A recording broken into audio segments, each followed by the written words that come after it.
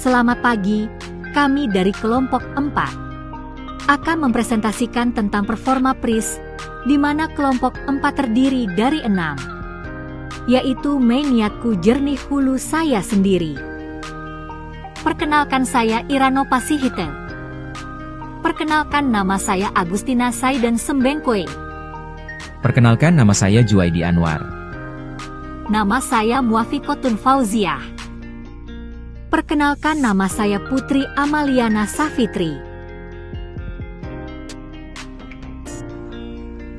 Perkenalkan, nama saya Juwain Anwar, akan menjelaskan tentang latar belakang performance PRISM. Industri manufaktur maupun jasa telah memasuki era revolusi industri 4.0 pada tahun 2022, sehingga tiap industri manufaktur dan jasa tentunya saling berkompetisi antar kompetitor.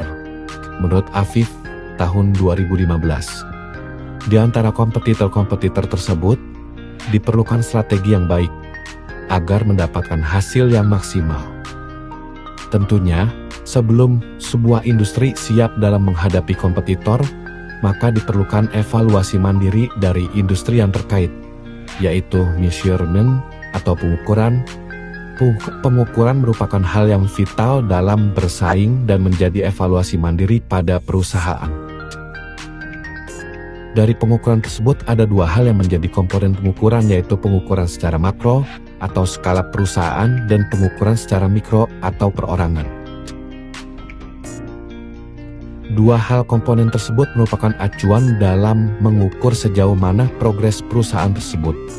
Dalam pengukuran kinerja tentunya ada beberapa macam hal yang menjadi komponen tersebut, mulai dari jenis, metode, dan berbagai cara lainnya. Dari hal ini kami akan fokus dari segi metode pengukuran kinerja. Dari metode tersebut ada berbagai macam metode, salah satunya adalah PRISM. Kali ini PRISM akan menjadi fokus kelompok kami dalam mengulas bagaimana penerapan PRISM dalam sebuah industri dan bagaimana sebuah PRISM berperan dalam menghadapi sebuah kasus. Apakah performance PRIS itu? Performance PRIS merupakan metode yang digunakan untuk mengukur kinerja suatu organisasi. Performance PRIS menggunakan model pengukuran kinerja yang komprehensif yang menggambarkan kinerja organisasi sebagai sebuah prisma dengan 5 bidang sisi: kepuasan pemangku kepentingan, strategi, proses, kapabilitas, dan kontribusi pemangku kepentingan. 5 bidang sisi itu apa aja sih, Bu? Baik, ayo kita bahas. Jadi yang pertama itu ada kepuasan pemangku kepentingan. Kepuasan pemangku kepentingan ini membahas tentang apa yang diinginkan. Contohnya, seorang investor pasti menginginkan return ataupun keuntungan. Sedangkan seorang karyawan pasti menginginkan lingkungan kerja yang positif. Dan juga seorang pelanggan pasti menginginkan layanan dan juga produk yang berkualitas. Yang kedua ada kontribusi pemangku kepentingan. Misalnya seorang investor itu kontribusinya apa sih? Investor pastinya berkontribusi dalam menanamkan modal saham.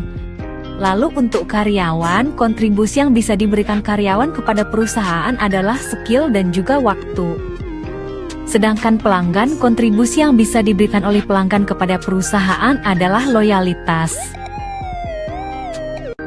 Yang ketiga ada strategi. Yang dimaksud di sini adalah merumuskan rencana dan tindakan yang perlu diambil oleh organisasi untuk memenuhi kebutuhan dan keinginan pemangku kepentingan serta mencapai tujuannya.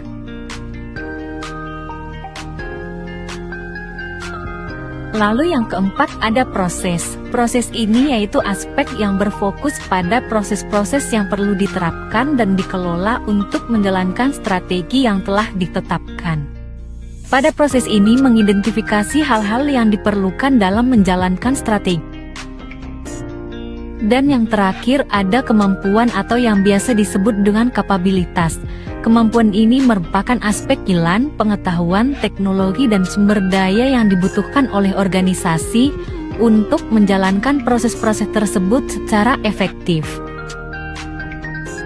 Jadi itulah 5 aspek mengenai performa PRISM. Performance PRISM memiliki tahapan di dalam desain pengukuran kinerja sebagai berikut. Yang pertama yaitu mengidentifikasi stakeholder satisfaction dan stakeholder contribution dari masing-masing stakeholder yang dimiliki perusahaan. Kedua, menetapkan tujuan. Yang ketiga, menyesuaikan strategi, proses, dan kapabilitas yang dimiliki perusahaan dalam memenuhi tujuan. Identifikasi pengukuran yang digunakan untuk pencapaian tujuan tersebut. Kelima, mengecek atau validasi apakah ada measures yang konflik. Terakhir yaitu menjabarkan spesifikasi masing-masing measures. Kelebihan performance memiliki 3 kelebihan, yaitu Performance Prism mampu mengidentifikasi kebutuhan berbagai stakeholder, seperti pemilik investor, pemasok, pelanggan, karyawan, pemerintah, dan masyarakat sekitar. Kedua, Performance Prism membantu perusahaan menyelaraskan strategi dan proses dengan kebutuhan stakeholder, sehingga dapat mencapai tujuan yang lebih baik. Dan yang ketiga, Performance Prism dapat digunakan sebagai alat manajemen yang efektif untuk memantau kinerja, mengidentifikasi area yang perlu ditingkatkan, dan mengarahkan tindakan korektif. Performance Prism juga memiliki 4 kekurangan, yaitu yang pertama, kompleksitas implementasi. Kedua, kurang cocok untuk organisasi kecil. Kerangka ini memerlukan analisis mendalam terhadap banyak stakeholder.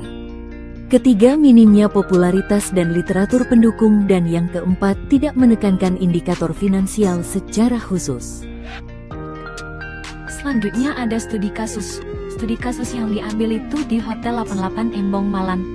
Studi kasus Performance Prince, pengukuran kinerja di Hotel 88 Embong Malang, Surabaya yang mengalami penurunan jumlah pelanggan dan tidak mencapai target keuangan. Untuk mengatasi hal ini, digunakan Performance Prince untuk mengukur kepuasan stakeholder, strategi, proses, kapabilitas, dan kontribusi stakeholder. Permasalahannya adalah hotel mengalami penurunan jumlah pelanggan sekitar 6-8% per tahun, menyebabkan target keuangannya tidak mencapai. Solusi yang diambil dari studi kasus Hotel 88 Embong Malang Surabaya ini yaitu menggunakan Performance Prince sebagai model pengukuran kinerja untuk mengidentifikasi masalah dan serta mencari solusinya. Kesimpulan, Performa Prism adalah kerangka kerja yang ketat untuk membantu perusahaan mengelola kinerja mereka. Tidak seperti kerangka kerja yang lebih lama, kerangka kerja ini memerlukan analisis pemangku kepentingan dan kebutuhan mereka sebelum mempertimbangkan strategi. Kerangka kerja ini juga mempertimbangkan proses dan kapabilitas apa yang diperlukan untuk mendukung strategi sebelum mengidentifikasi ukuran kinerja yang tepat. Hal ini akan menghasilkan kinerja di semua tingkat organisasi yang konsisten dengan strategi organisasi dan membantunya memenuhi kebutuhan kelompok pemangku kepentingan yang lebih luas.